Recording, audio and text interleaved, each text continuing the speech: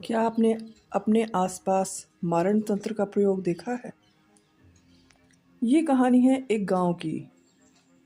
गांव की खासियत होती है वहाँ एकता बहुत होती है। सब किसी भी काम में कंधे से कंधा मिलाकर खड़े होते हैं। अगर अच्छाई होती है तो वहाँ बुराई भी होती है। दुश्मनी, जलन, ईर्ष्या में लोग एक दूसरे की काट करते हैं और इसके लिए तांत्रिक का सहारा लेने से भी नहीं चूकते। मारण तंत्र की सबसे निकृष्ट साधना मानी जाती है, जिसमें तांत्रिक दूर से ही व्यक्ति की जान ले लेता है। किसी को पता भी नहीं चलता कि हुआ क्या है। कोई दवा असर नहीं करती, व्यक्ति बिना किसी वजह के मर जाता है। तांत्रिक ये काम अपने लिए और पैसों के लिए करते हैं। इसे वहाँ अच्छा कार्य तो नहीं माना जाता, पर फिर भी कई व्यक्ति अपने दुश्मनों पर इसका प्रयोग करवाते हैं। एक बार की बात है, हम वहाँ गए हुए थे। वहाँ पर एक दिन बहुत शोर होने लगा। जब हम वहाँ गए पता करने की शोर की वजह क्या है, तो पता चला कि किसी ने एक लड़के को पुड़िया दे दी है। अब आप सोच रहे होंगे कि पुड़िया होती क्या है। यह पुड़िया जो होती है वह मौत की पुड़िया होती है। यह मारण का एक तरीका होता है। यह कार्य एक तंत्र मंत्र का ज्ञाता या ओझा करता है। वह मंत्र पढ़कर एक रेशमी धागे में गांठें लगा देता है। यह गांठें निश्चित अवधि के लिए लगाई जाती हैं।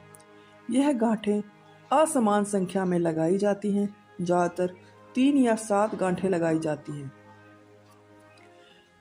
अधिकतर ये गांठें 1 महीने में एक के हिसाब से लगी होती हैं। जब यह पुड़िया किसी के पेट में जाती है तो उस व्यक्ति का खाना पीना छूट जाता है। वो सिर्फ वही चीज़ खाता या पीता है जिसमें वह पुड़िया उसको दी गई हो। पेट में धीरे धीरे गांठें गलने लगती हैं और उसी के साथ व्यक्ति भी कमज़ोर पड़ता जाता है। और जब यह गांठें पूरी गल जाती हैं तो इंसान की मृत्यु हो जाती है। ये पुड़िया या तो किसी सफ़ेद खाने की वस्तु में मिलाकर या पानी में डालकर दी जाती हैं। कभी कभी तो पुड़िया गांव के कुएं में डाल दी जाती हैं। अब आप सोचेंगे ये कैसे संभव है कि कुएं में पुड़िया डालो और इच्छित व्यक्ति उसे पी जाए। तो यही तो इसकी खासियत होती है। जिसके नाम की होती है उसी घर की बाल्टी में चली जाती है। पूरा घर पानी पीता है, किसी को कुछ नहीं होता। जब पुड़िया पर लिखे नाम वाला व्यक्ति पीता है तो उसी के बर्तन में चली जाती है और फिर पानी के साथ उसके पेट में। यह एक बहुत खतरनाक मारण प्रक्रिया होती है। इसके लिए बाकायदा साधना करनी पड़ती है। हाँ, यह नीच की साधना होती है।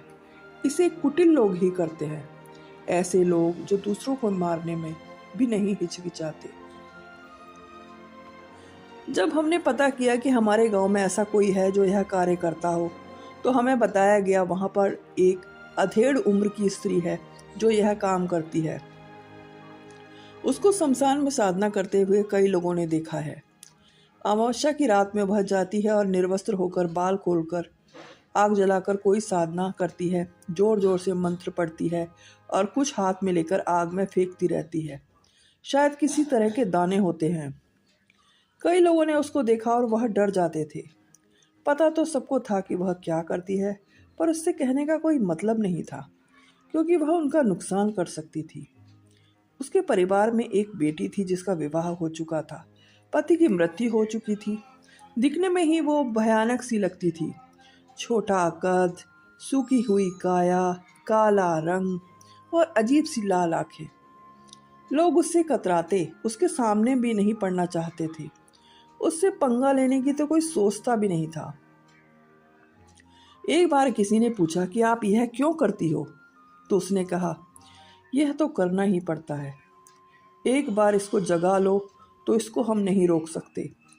एक निश्चित अवधि में इसको एक बलि देनी पड़ती है। साधना पूर्ण होते समय इसको वचन देना पड़ता है कि उसे उसकी बलि समय पर मिलती रहेगी, नहीं तो वह साधक को ही मार देता है। ये ऐसी विद्या होती है जिसमें अपनी जान का भी खतरा होता है। तंत्र 2 धारी तलवार होती है जो दोनों तरफ काटती है। यह जिसको काटा जाता है उसके अलावा यह काटने वाले को भी काट देती है। मारण नीच तंत्र की साधना में आता है। इसको करने वाले बहुत क्रूर माने जाते हैं।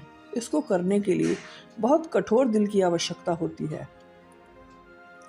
हाँ, तो मैं आपको बता रही थी कि एक लड़के को पुड़िया दी गई थी। कई हफ्ते से लड़का बीमार था, खाना पीना छूट गया था, कमज़ोर पड़ के पीला पड़ता जा रहा था। दवा का कोई प्रभाव नहीं हो रहा था। समझ नहीं आ रहा था कि परिवार को कि क्या करे। फिर किसी ने बोला किसी झाड़ फूक वाले को बुलाते हैं। अब ये उपाय ही बाकी रह गया है। दूसरे गांव लड़का भेजकर उस तांत्रिक को बुलाया गया। उसने देखते ही बता दिया कि इसे पुड़िया दी गई हैं, कुछ गल गई हैं, कुछ अभी बाकी हैं। अब उस घर में सब रोटने पीटने लगे। तांत्रिक ने कहा, यह सब बाद में करना, पहले इसे बचाने की कोशिश करते हैं। तांत्रिक ने एक गड़ा भर के मट्ठा मंगवाया। लड़के को बीच आंगन में चौक पूर कर बिठाया। लड़के को उसकी माँ ने पकड़ा हुआ था क्योंकि उसकी अपने आप बैठने की हिम्मत न थी। तांत्रिक ने उस मट्ठे पर मंत्र पढ़े और फिर वो मट्ठा उस लड़के को पिलाने को कहा, पूरा पेट भर के। लड़के को पिलाते पिलाते उल्टी सी आने लगी, पर फिर भी उसको पिलाते रहे। अंत में बहुत ज़्यादा मट्ठा पीने के कारण लड़के को उल्टी आई और सारा मट्ठा बाहर आ गया। उस तांत्रिक ने एक लकड़ी की सहायता से उस जमीन पर पड़े उगले हुए मट्ठे को टटोला और फिर उस लकड़ी पर कुछ उठा लिया। सबने देखा एक बाल जैसा बारीक धागा था जिसमें 2 गांठें लगी हुई थी। तांत्रिक ने बोला,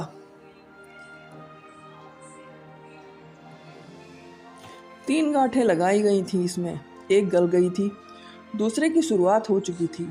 अगर तीनों गल जाती तो लड़का मर जाता। और इसने ये भी कहा कि पुड़िया कुएं में डाली गई थी, पड़ोसी ने डलवाई और गांव की ही महिला से बनवाई थी। वो महिला कौन थी सब जानते थे, पर चुप ही रह गए। जाते जाते तांत्रिक सर पर हाथ रखकर कुछ मंत्र पढ़कर आशीर्वाद देता गया। लड़के की हालत सुधरने लगी। कुछ ही दिनों में वो बिल्कुल ठीक हो गया। यह सब देखकर मैं सन्न थी। यह बात मेरे विश्वास के लायक नहीं थी, पर आंखों देखी को झुठला तो नहीं सकते। मुझे गांव में डर लगने लगा था कि कौन जाने कब कुछ क्या हो जाए।